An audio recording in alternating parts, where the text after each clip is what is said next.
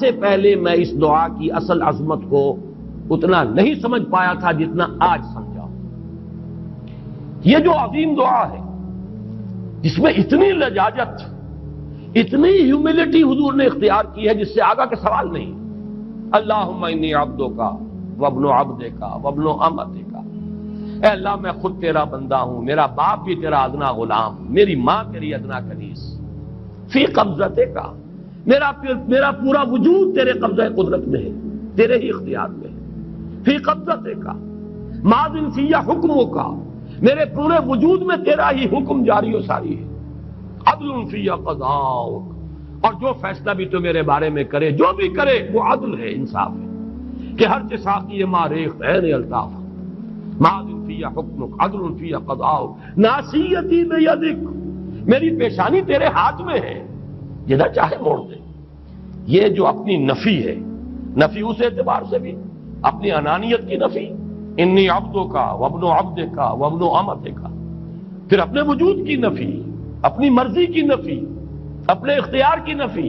فی قبضتک ماض فی حکمک ناصیتی بیدک عدل فی قضاؤک.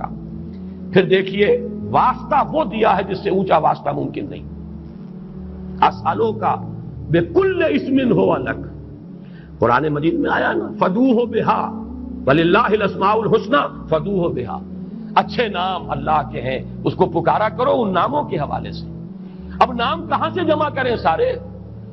ایک میں اسألوک بکل اسم ہو لک، جو بھی تیرے نام ہیں، سمیت بہ نفسک، جن سے تو نے خود اپنے آپ کو موسوم کیا، او علمتہ احدا من خلقک، یا تو نے اپنی مخلوق میں سے کسی کو وہ نام سکھایا، او انزلتہ فی کتابک، یا وہ نام تو نے اپنی کسی کتاب میں نازل کیا، اب استاثرت بہ فی مکنون الغیب عندک، یا اس کو تو نے خود اپنے خزانہ غیب میں محفوظ رکھا ہوا ہے. تیرے وہ نام بھی ہیں جو تو نے کسی کو ابھی سکھائے ہی نہیں، تو نے اپنی کتاب میں کسی میں نازل ہی نہیں کیے. وہ تو تیرے خاص خزانے کے اندر وہ ابھی در مکنون ہے، وہ ابھی تیرے پاس موجود ہے. یہ اس سے بڑا اب واسطہ کیا ہوگا؟ مانگا کیا ہے؟ ذرا غور کیجیے. ان تجعل القرآن ربیع قلبی ونور صدری وجلاء حزنی وذہاب ہمی وغمی.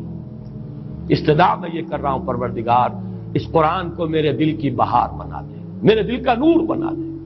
نور صدری، ان تجعل القرآن ربیع قلبی، میرے دل کی بہار، ونور صدری، میرے سینے کا نور، وجلاء حزنی، یہ حزن جو جس سے کہ محمد دوچار ہے صلی اللہ علیہ وسلم، یہ وہ کیفیت جو ہے قبض کی، اس کو دور کرنے کا ذریعہ بنا دے اس قرآن کو.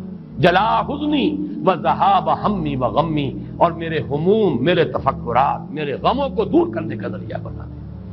یہ عظیم دعا آج سورۃ الضحیٰ پر غور و فکر کرتے ہوئے، ویسے تو میں تقریباً 30 برس سے اس دعا کا مبلغ ہوں، اس لیے کہ جب میں نے یہاں کام شروع کیا تھا لاہور میں، جو تقریریں کی تھی مسلمانوں پر قرآن مجید کے حقوق کے نام سے جو شائع شدہ ہیں، اس پمفلٹ کے آخر میں نے یہ دعا درج کی ہے.